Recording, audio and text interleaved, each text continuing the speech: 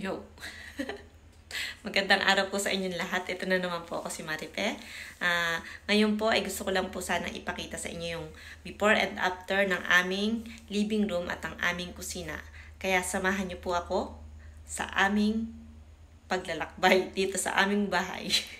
Maraming salamat po din.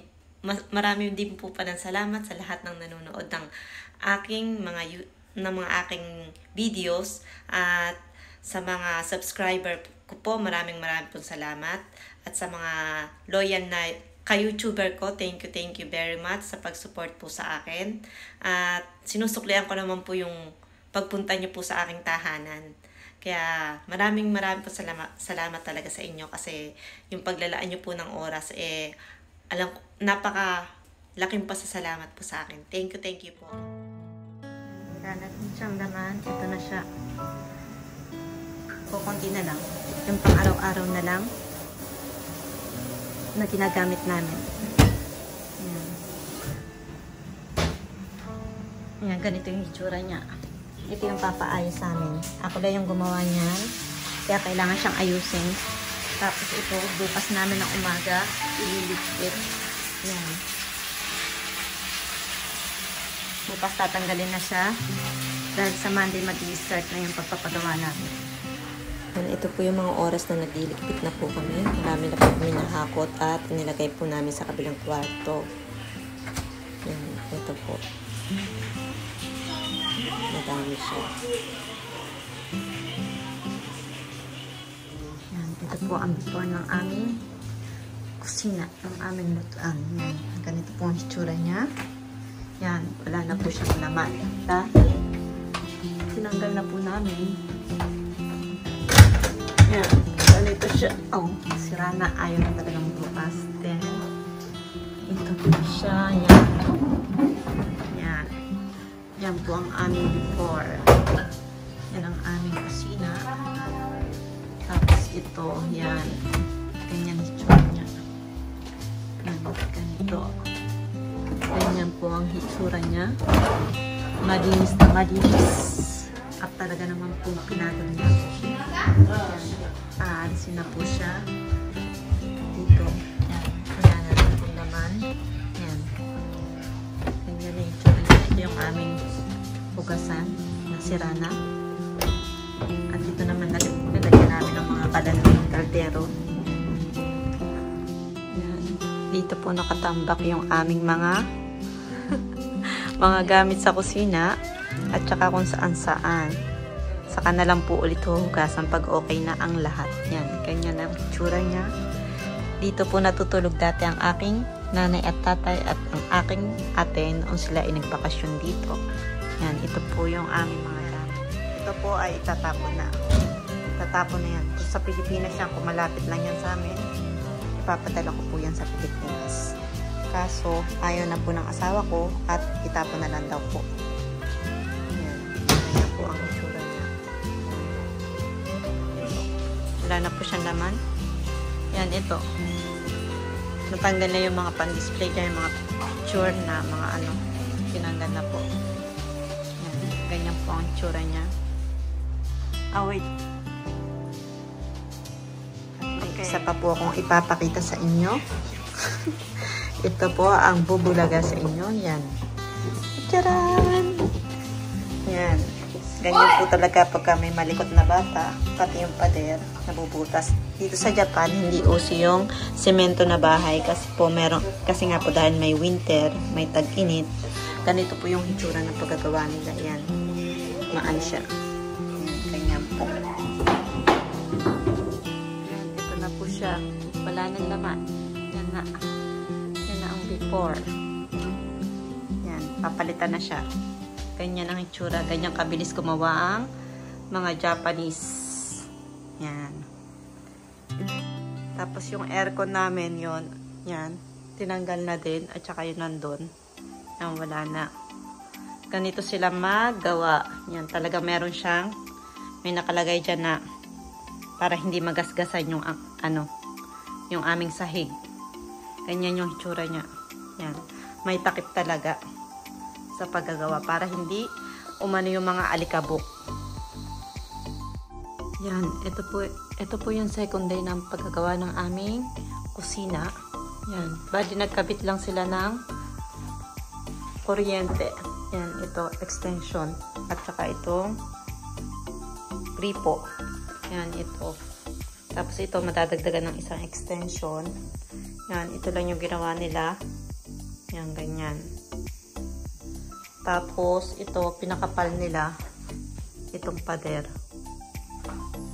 Yan. Tapos, pinalitan nila tong kahoy na to. Yan, ganyan po yung gawa nila. Napakabilis po talagang gumawa ng mga hapon at saka napaka-pulido po. Yan. Yan, bago ko po ipakita sa inyo yung aming after ng pagpapagawa, pakita ko muna yung DIY namin na may bilog po sa picture.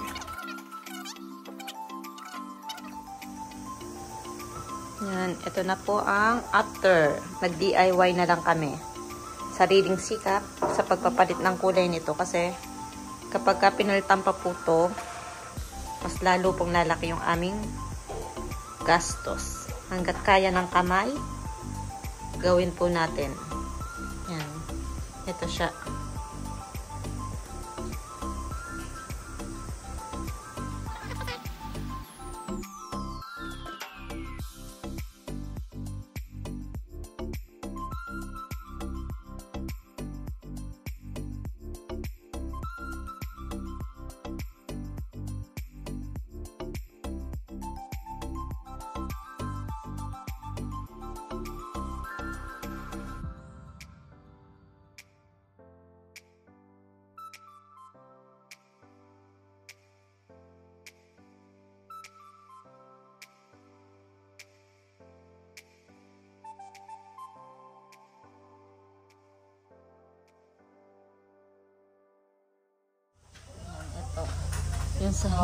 Yung sahig po namin yan.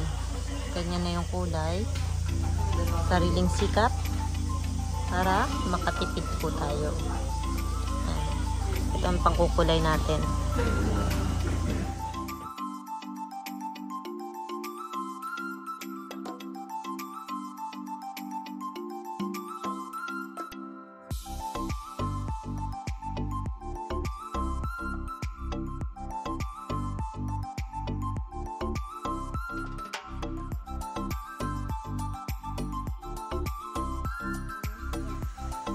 Wala na yung kanyang kukunti na lang natin ang hindi na masyadong halata. Yan. Yan na siya. Yan na yung kanyang after DIY. Malaking bagay.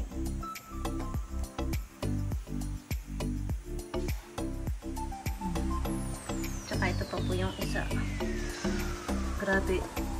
Ano na siya eh. Yung iba na yung kulay niya talaga. Buti na lang bumili yung asawa ko ng pangkulay. Yan na po siya. Sariling sikap.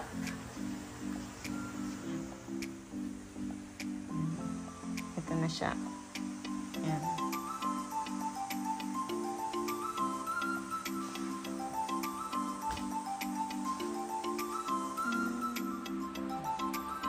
Hello po sa inyo. Magandang araw. Ito na naman po ako. Ngayon po ay ipapakita ko sa inyo ang DIY, hindi pala DIY, ang renovation ng aming bahay dito sa Japan. First floor po. Bale, saka ko na lang po kayo itutur dito sa aming bahay. Ngayon lang po itong aming reform o renovation ng aming bahay. Kaya simulan na po natin. Ngayon po ay simulan na po natin pumasok sa loob ng bahay. Ito na po siya ngayon. Pakita ko na rin po itong sa may hagdanan yan. Napalitan na din po yan. Ganyan po yung hitsura niya. Saka ko na lang po kayo itutur sa taas. Then, ito po yung dating may butas dito. Na nabutas po ng bunso kong anak. May butas siya dito ngayon. Yan na po ang hitsura niya. Yan. Ganyan po siya. Yan, ito po siya. Bali, mag-iba po yung kulay niya. Ito po, kulay puti. Tapos ito po, light blue po ata. Yung kulay niya. Yan. Ganyan po yung hitsura niya. Yan, ito na po siya. Bali, hindi ko pa po na ilalagay yung mga gamit namin dito, yung mga picture frame at saka mga pan-display po. Yan, ganyan po ang itsura niya. Yan, ito napalitan natin po. Yan, ganyan po yung itsura niya. Then, itong dating DIY ko na wallpaper, wala na din siya. Yan, maganda na po siya. Hindi na po nakakahiyang ipakita sa camera. Kasi medyo nahihiya po ko noon nung medyo hindi pa po maganda yung camera, yung wallpaper niya. Tapos yan. Ito po siya. Yan. Nawala na po yung estante dito. Yan, dito. Massage chair po namin. Yan, dyan na lang po nilagay. Then, ito na po siya ngayon. Dati, iba yung hitsura ng aming table. Iniba ko po yung style niya. Yan. Then, ito na po ang aming kusina, ang aking nilulutuan. Yan, ito, iba na rin po yung kulay. Ito, DIY. Kami lang po ang gumawa. Yan. May basura pa doon. Yan, ito na po siya ngayon. Napakaaliwalas at talaga pong napakaluwang niya. Hindi na po kami magkakabanggaan ng aking asawa kapag nagluluto po kami. Kasi pag Sabado at Linggo po, dito po kumakain yung mga biyanang ko. Toka po kami sa pagluluto. Halimbawa, ako po yung magluluto ng Sabado, pero tinutulungan ko po siya maghiwa-hiwa. Tapos siya naman po yung Linggo. Yan, basta tulungan po kami sa pagluluto. Yan, ganyan po yung tsura niya. At ito po ang pinakagusto ko po sa lahat. Ito, wait lang. Yan. Ito po yung pinakagusto ko sa lahat. Yan. Ito. Yan. Diba? Ang galing po. Kasi dati noon, yan. Hindi pa ako sanayan. Yan. Ganyan yung tsura niyan. Dati po kasi, di ganun siya. Yung open niya parang ganito. Eh ngayon, yung padadaanin mo lang yung kamay niya, yung kamay mo, mag-o-open na siya. Yan. Yung ganyan po yung tsura niya. Kaya gustong-gusto ko po to. Yan yung po isa sa pinakagusto ko habang naghuhugas. Ang kagandahan pa po nitong gripong to, yan, pag ito po yung hinawakan nyo, yan, itong taas na to, bali yan yung pong iniinom. Ito yung kapag iinom ka ng tubig, yan. Tapos patayin mo. Then, ito naman po yung kapag ka maghuhugas ka, yan, itong baba. Kaya maganda po siya. Ibang-iba po talaga kaysa sa dati. Yan. Ganyan po yung tsura niya. Yan. Bali, wala pa po siyang laman kasi meron pa po siyang final check-up. Kumbaga, i-check pa po siya lahat. Baka po kasi may mga gasgas o kung ano-ano man, hindi na ayos ng ayos. Yan po yung kagandahan nito, yan. Ganyan po yung hitsura niya. Napakadami pong mailalagay dito sa loob, yan. Tapos ito naman yung dishwasher. Sa wakas, siguro mga 6 months nang hindi po nakakapaghugas sa hugasan ng ganito. Lagi po kasi laging kamay kasi nasira nga po yung dishwasher namin. Yan. Napakadami niya pong lalagyan. Yan. Ganyan po yung hitsura niya. Yan. Yan. Tapos, ganyan po yung ipindot-pindot na lang po. Yan. Ganyan po yung hitsura. Kaya malaking bagay din po yan. Salamat po talaga sa aking asawa kasi pinaltan niya. Pinapaltan niya na. Yung hitsura niya. Yan. Ito yan.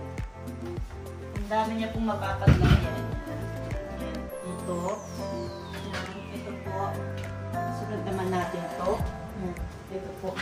Medyo mataas lang siya, kaya kailangan po ng upuan o tuntungan o hagdan. Yan. Ganito po yung tsura niya. Yan. Ang dami-dami po mapapaglagyan. Yan. Ganito po yung hitsura niya. Yan. Yung mga gamit namin, hindi pa po namin na ilalagay. Yan. Ganito po yung hitsura niya ngayon. Yan. Maraming po salamat sa panonood nyo po ng before and after ng aming kusina at ng living room. Sana po nag-enjoy po kayo at samahan nyo po ulit ako sa aking muling pag-upload ng bagong video. God bless you all po. Thank you very much po sa inyong lahat.